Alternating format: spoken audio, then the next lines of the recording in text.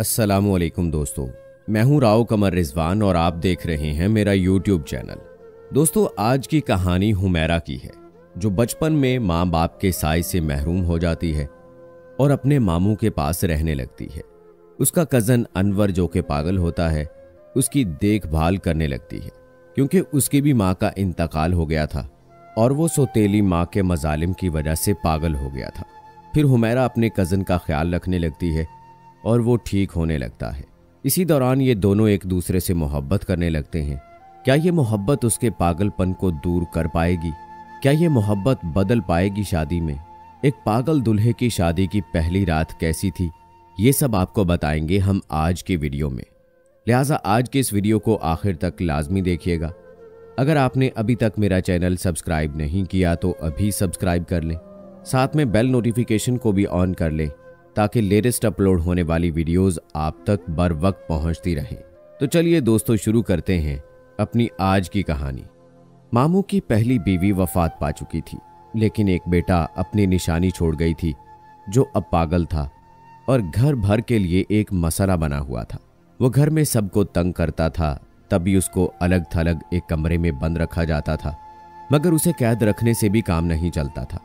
एक पागल के काम काज और उसकी खिदमत करना ये और ज्यादा दुश्वार और तकलीफ देह मसला था।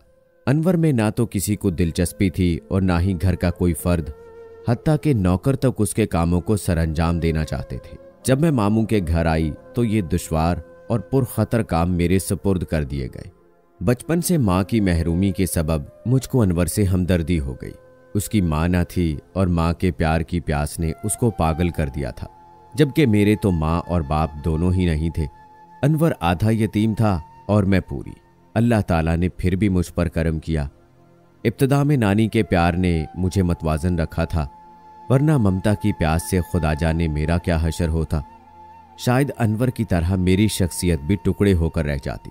तभी मैं अनवर की हर ज़रूरत का ख्याल रखती थी। ममानी तो खौफ से उसके करीब न फटकती थी। नहीं मालूम इब्तिदा में उनका सलूक अपने सौतेले बेटे के साथ कैसा था, क्योंकि उन दिनों मैं भी ना समझ थी और नानी के पास रहती थी। जब मामू के घर आ गई, देखा कि मामू की दूसरी बीवी और अनवर के दरमियान नफरत की एक वाज़े दीवार मौजूद थी। अनवर भी एक वहशी था। मैं उसका इतना ख्याल रखती, इसके बावजूद मेरी पिटाई कर देता कि बिलबिला उठती थी। खूब रोती, मगर एक पागल को क्या खबर कि उसके किसी अमल से दूसरे इंसान को कितनी तकलीफ होती है। उसको तो अपना होश नहीं था, किसी और की क्या फिक्र कर सकता था। मैं रोती थी तो इस भरे घर में मेरी तन्हाई और दुखों को बांटने वाला कोई नहीं था। उसकी बेसरोपा हरकतों को बर्दाश्त करना मेरे बस की बात ना रहती। तब भी मैं ये सोचकर उसके लिए काम किए जाती थी कि मैं अगर ना करूँगी तो फिर शायद ये लोग मुझे यहाँ रहने भी ना देंगे, और अगर ममानी ने मुखालफत शुरू कर दी तो फिर मेरा दूसरा ठिकाना कोई ना होगा। पहले तो मामू के घर वाले अनवर के पागलपन से बेहद परेशान रहते थे, लेकिन जब मैं आ गई वो मेरे आने से सुकून में आ गए थे। अब उनको एक पागल की देखभाल के लिए तरद्दुद नहीं करना पड़ता था। ममानी तो सुकून से थी। किसी ने मेरी तालीम की तरफ तवज्जो ना दी, मगर मैंने खुद ही कोशिश करके घर में 7 जमातें पढ़ ली। इसके बाद बगैर टीचर के मेरे लिए पढ़ना मुश्किल था, सो तालीम की आरजू को दिल में दफन कर दिया। मैं अब पूरी तरह बाशऊर हो चुकी थी। अनवर की बेकसी और लाचारी का भी एहसास था। सच कहूं तो मुझको अब इस पागल से उनसियत हो गई थी। लगता था कि वो पागल न था, लेकिन हालात की सितम ज़रीफ़ी ने उससे उसके होशो हवास छीन लिए थे, क्योंकि मामू भी उसकी तरफ से लापरवाह हो गए थे और उसको तवज्जो ना देते थे कि किस हाल में है। ये सिर्फ मैं ही थी उस घर में जो उसका ख्याल रखती थी। अब उसकी देखभाल मेरे लिए इतनी मुश्किल ना रही थी। वो बर्तन उठाकर मेरे सर पर दे मारता तो भी मैं किसी से शिकायत ना करती। अलबत्ता अब मैं उसके बारे में संजीदगी से सोचने लगी थी कि इस बेचारे का क्या होगा। मैं उसके लिए इतनी फिक्रमंद थी कि दिन रात सोचते रहने से मेरी सेहत पर बुरा असर पड़ने लगा।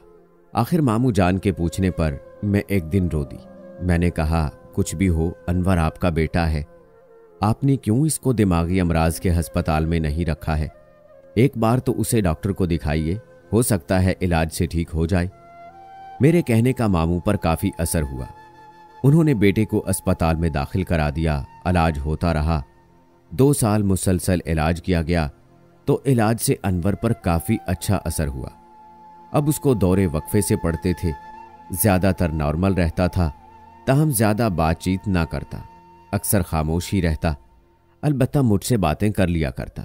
अपनी तकलीफ़ और परेशानियां भी मुझे ही बताता था। सारे घर में वो सिर्फ मुझे ही अपना हमदर्द समझता था। उसने मुझ पर चीज़ें उठाकर मारना और मेरे बाल नोचना भी छोड़ दिया। अनवर अब खुद कहता, मैं नहाना चाहता हूँ, मुझे इस्त्री करके साफ जोड़ा दो।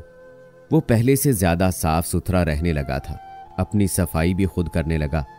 उसने घर वालों को तंग करना छोड़ दिया था। उसकी ये मामूली तब्दीली भी मेरी ज़िंदगी की सबसे बड़ी तब्दीली बन गई।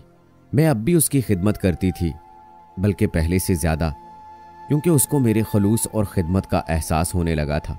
वो अक्सर मुझे कहता कि इस घर में बस एक तुम ही हो जो मेरा ख्याल रखती हो, मेरे सारे काम करती हो। तुम थक जाती होगी, आओ मेरे पास बैठो, मुझसे बातें करो, हम कोई गेम खेलें। मैं उसकी हर बात पर आमीन कहती। वो खुश हो जाता। उसको मुझ पर एतमाद हो गया था। अक्सर कहता कि अकेले कमरे में छोड़कर ना जाया करो, मुझे डर लगता है। वो मुझसे अब ऐसी बातें करने लगा था जिनका कोई मफहूम होता और वो सुलझी हुई होती थी। कभी तो इस कदर मासूम बातें करता कि मुझको लगता वाकई वो एक मासूम बच्चा है। तब उस पर प्यार आने लगता था। मेरे दिल में उसके लिए रहम के साथ मोहब्बत के जज्बात भी उजागर होने लगे थे। मैंने अनवर पर भरपूर तवज्जो दी। मेरी मेहनत रंग लाई और वो ठीक होने लगा। उसकी सेहतयाबी से सभी लोग खुश थे, हत्ता कि ममानी भी। मेरी खुशी का तो कोई ठिकाना ही नहीं था। मेरे कहने से मामू ने कुछ आसान किताबें ला दी जिनमें अच्छी अच्छी खुशनुमा तस्वीरें होती थीं। वो दिलचस्पी से उनको देखता और मैं इस बहाने उसको थोड़ा बहुत पढ़ाने की कोशिश करती। वो बाकायदा मुझसे पढ़ने लगा। 1 साल बाद वो अखबार पढ़ने लगा। अब तो मामू की खुशी का ठिकाना नहीं था। वो मुझको अपने घर के लिए बाइस से रहमत समझते थे। एक रोज़ मैं कपड़े इस्त्री कर रही थी कि अनवर अपने कपड़े इस्त्री होते देखकर बोला, हुमैरा, तुम मेरा कितना ख्याल रखती हो? वादा करो कभी मुझे छोड़कर तो नहीं जाओगी। इस सवाल का क्या जवाब देती? मुझे खुद मालूम नहीं था कि कितने दिन और यहाँ रहना है और तकदीर मेरे बारे क्या फैसला करने वाली है। मैं एक लड़की थी। जाहिर है कि एक उम्र के बाद हर लड़की की शादी कर दी जाती है। मुझे तो कुछ इल्म न था कि किससे शादी होनी है। ये तो मामू जान ही जानते थे कि उन्होंने मेरे बारे में क्या सोच रखा है। उन्हीं दिनों मेरे लिए एक बहुत अच्छा रिश्ता आ गया। हमारी पड़ोसन ने जब मेरा सब्र और इसार देखा तो अपने लड़के के लिए मेरा रिश्ता मांग लिया। लड़का पढ़ा लिखा, खूबसूरत और साहिब जायदाद और आला ओहदे पर फाइज था। ऐसे रिश्ते की आरजू तो हर बेटी के वालिदैन को होती है, मगर यहाँ रिश्ता आते ही लोग शशोपंज में पड़ गए। मामू चाहते थे कि यह रिश्ता कबूल कर लिया जाए। वो अपनी यतीम भांजी के अच्छे मुस्तकबिल के बारे में सोच रहे थे, मगर ममानी चाहती थी कि मेरी शादी अनवर से कर दी जाए ताकि अनवर का मुस्तकिल अजाब समेटने के लिए एक मुस्तकिल इंतज़ाम भी रहे। वो समझती थी अगर मैं चली गई तो अनवर की तमाम जिम्मेदारियां उन पर आ पड़ेंगी और ये उनको किसी सूरत गवारा न था। ये भी यकीन न था कि कोई और अपनी लड़की अनवर को देगा। उसके पागलपन का किस्सा हर किसी को मालूम था। भला कौन अपनी बेटी किसी पागल को देगा? मामू से ममानी ने कहा, हुमैरा अच्छी लड़की है, ये हमारी बहू बनने के लायक है। चूंकि अनवर भी हुमैरा से बहुत मानूस है, पड़ोसन का लाया रिश्ता कबूल ना करो और अपने अनवर के बारे में सोचो। ऐसा ना हो कि हुमैरा के जाने के बाद वो फिर से पहली हालत में लौट आए, तब क्या करेंगे? घर का सुकून फिर बर्बाद हो जाएगा। मगर मामू शशोपंज में थे। दरअसल उनके दिल में मेरे लिए ऐसी मोहब्बत मौजूद थी जो एक बाप के दिल में बेटी के लिए होती है। उनका ख्याल था कि यह खुदगर्जी होगी कि अपने पागल बेटे की खातिर भांजी की जिंदगी भेंट चढ़ा दूं। अनवर घर गृहस्थी के काबिल है भी या नहीं? अगर फिर से पहली वाली कैफियत हो गई तो इस बेचारी का क्या बनेगा? जबकि पड़ोस में इतना अच्छा रिश्ता मौजूद है, लोग देखे भाले हैं, हुमैरा की किस्मत खुल जाएगी। जब मामू ममानी ये बातें कर रहे थे, मैंने इत्तफाक से सुन ली। मुझे मामू पर बहुत प्यार आया। अहद किया अपने प्यारे मामू की खातिर मैं ये कुर्बानी दूंगी। वो मुझे कम से कम अपनी औलाद जैसा समझते तो हैं। इन प्यार के आसरों को तो सिर्फ वही समझ सकते हैं जो बचपन से माँ बाप के प्यार से महरूम हों।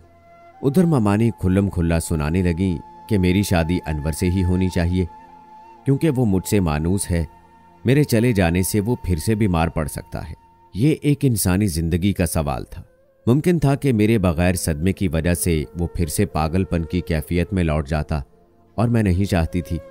मैं उसको कोई दुख और जरा सा सदमा भी ना देना चाहती थी। अब मुझ समेत सभी शशोपंज में थे। बिलाखिर मामू ने फैसला किया कि मुझसे राय ली जाए और मेरी राय का एहतराम भी किया जाए। रात भर सो न सकी, सोचती रह गई कि क्या फैसला करूं। एक तरफ खुशियों भरे ख्वाब, दूसरी जानिब एक गैर यकीनी जिंदगी। मालूम नहीं क्यों कर अनवर को भी इस मामले की खबर हो गई। सुबह जब मैं उसके कमरे में गई, उसको अपनी बाहों में मुंह छुपाकर रोते पाया। पूछा, क्यों रो रहे हो, क्या हुआ है? उसने कहा कि तुम्हारी तो शादी हो रही है, फिर मैं तुम्हारे बगैर कैसे जी पाऊंगा? सचमुच मैं तो मर ही जाऊंगा। एक तुम ही तो हो इस घर में जिसके सहारे जिंदा हूं। तुम भी मुझको छोड़कर जा रही हो। यह बात उसने कुछ इतने दुख से कही कि मैं अपने अंदर लरज कर रह गई। वो तो बच्चों की तरह फूट फूट कर रो रहा था और मुझे कह रहा था, हुमैरा देखो, तुमको खुदा का वास्ता मुझको यहां अकेला छोड़कर कहीं मत चली जाना। उसकी बातों से मेरा दिल कट कर रह गया। मैंने कहा, अनवर तुम ही बताओ, क्या मैं मामू को इनकार कर दूं? वो मुझको कितनी बुरी लड़की समझेंगे। मेरा इतना कहना था कि वो बच्चों की तरह फूट फूट कर रो दिया। कहने लगा, हुमैरा क्या तुम मुझे अब भी पागल समझती हो? मैं बिल्कुल भी पागल नहीं हूं। मैं पूरी तरह ठीक हूं और मैं तुम्हारी वजह से ठीक हुआ हूं। तुमने ही मोहब्बत का एहसास दिलाकर मुझे अंधेरों से निकाला है। क्या फिर से तुम मुझे अंधेरों में धकेल कर चली जाओगी? मेरी माँ के मरने के बाद सबने मुझसे बहुत बुरा सलूक किया। किसी ने मुझको प्यार नहीं दिया। तुमने मुझको ऐसा प्यार दिया कि मैं माँ के दुख और दुनिया के सितम भूल गया। तुम ही मेरी जिंदगी की रोशनी हो। सौतेली माँ ने तो मुझे स्कूल से निकाल लिया था। उसको बच्चों की तरह रोता देखकर बहुत दुख हुआ। उस वक्त कितना कमजोर और एतमाद से तही दामन नजर आ रहा था। वो खुद एतमादी जिससे अनवर बचपन में महरूम हो गया था।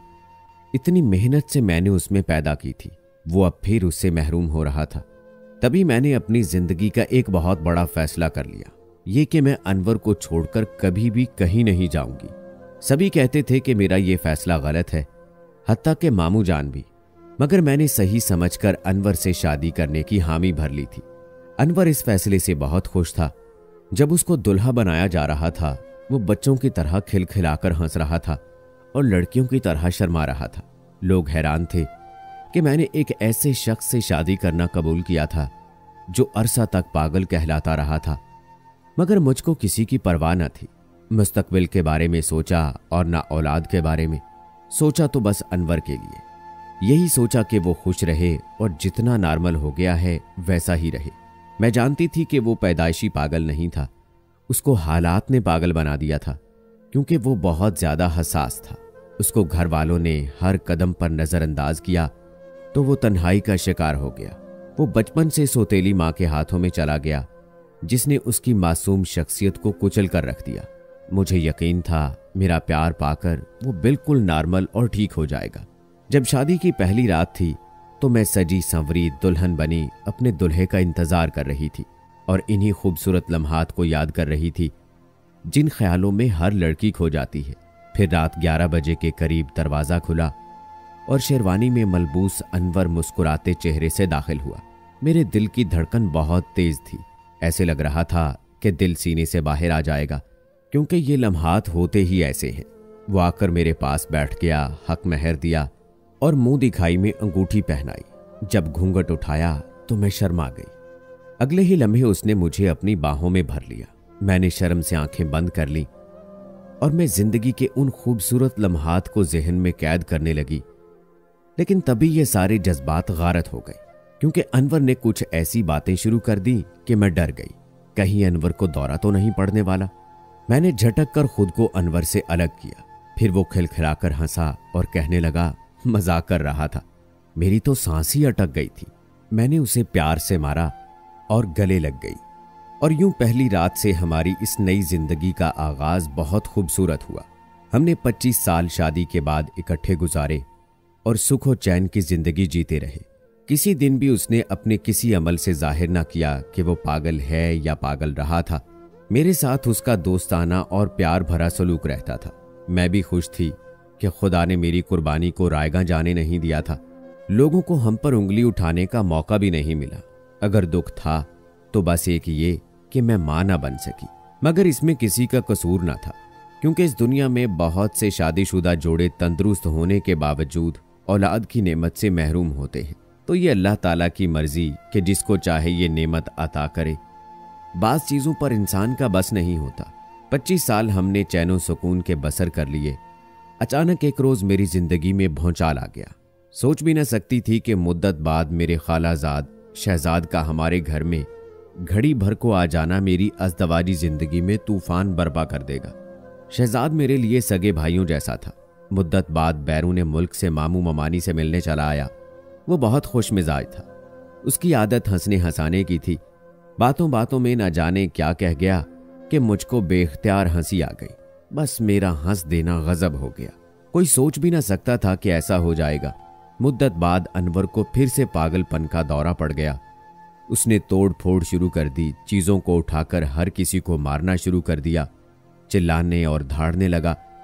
हत्ता के मामू ममानी ने उसको बड़ी मुश्किल से काबू करके एक कमरे में बंद कर दिया। मुझे तो गुमान भी न था कि 25 साल पुरसुकून रहने के बाद अचानक एक रोज़ उसका पुराना मर्ज इस तरह जाग जाएगा कि काबू करना मुश्किल हो जाएगा। अनवर को दिमागी अमराज के अस्पताल ले गए। वहां उसको दाखिल करा दिया गया। इलाज होने लगा, मगर वो ठीक ना हुआ। मर्ज रोज़ बरोज़ शिद्दत पकड़ता गया। मुझे तो वो देखना भी बर्दाश्त ना करता था। अगर पुरसुकून होता और मैं सामने आ जाती या वो मेरी एक झलक देख लेता तो आपे से बाहर हो जाता। इस पर शदीद दौरा पड़ जाता। तब डॉक्टर्स ने कहा कि हुमैरा इसके सामने ना आए, वरना ये इसको शदीद नुकसान भी पहुंचा सकता है। 3 साल तक वो अस्पताल में ही रहा, क्योंकि घर में मैं थी और मुझको देखकर दीवारों से सर टकराने लगता, खुद को जख्मी कर लेता। मामू जान ने कानूनी कार्रवाई के जरिए तलाक का सर्टिफिकेट हासिल करने के बाद बिलाखिर मेरी शादी करा दी, ताकि मेरी जिंदगी मजीद बर्बाद ना हो। मैं घर से इसलिए भी रुखसत कर दी गई कि वो अपने बेटे को घर लाना चाहते थे। हालांकि मैं शादी नहीं करना चाहती थी। किस्मत के खेल निराले होते हैं। मेरी शादी हुई तो किससे? शहजाद से, कि किसी के तस्वुर में भी न था कि मेरी दूसरी शादी उसके साथ होगी। खुद मैंने भी ये ना कभी सोचा था, लेकिन खुदा ने यही फैसला तकदीर के औराक पर लिख दिया था। शहजाद से शादी के बाद 2 बच्चों की मां बन गई। शहजाद मुझे अपने साथ कनाडा ले आए थे। मैं तो मुकम्मल तौर पर अनवर की जिंदगी से निकल गई, लेकिन उसके जहन से मेरी याद ना गई। अनवर जब तक जिंदा रहा मुझको पुकारता था और याद करके रोया करता था। वो हर एक से यही कहता था कि हुमैरा बेवफा थी, उसने मुझसे दगा किया है। हालांकि ना तो मैं बेवफा थी और ना मैंने उसके साथ धोखा किया। ये तो बस तकदीर के खेल हैं, और तकदीर जो अटल है उसको कौन झुटला सकता है। लौहे महफूज पर खालिक कायनात जो लिख देता है उसको पूरा होने से कोई नहीं रोक सकता। बेशक दोस्तों, होता वही है जो किस्मत में लिखा होता है, और ऐसी लड़कियां भी बहुत कम होती हैं जो अपने जीवन साथी के साथ ऐसे निभा करती हैं। दोस्तों, आप हुमैरा की इस मोहब्बत भरी जिंदगी के बारे में क्या कहेंगे? कमेंट बॉक्स में ज़रूर बताएं। मज़ीद ऐसी वीडियोस के लिए मेरे चैनल को सब्सक्राइब करें। मिलते हैं अगली वीडियो में। अल्लाह हाफिज़।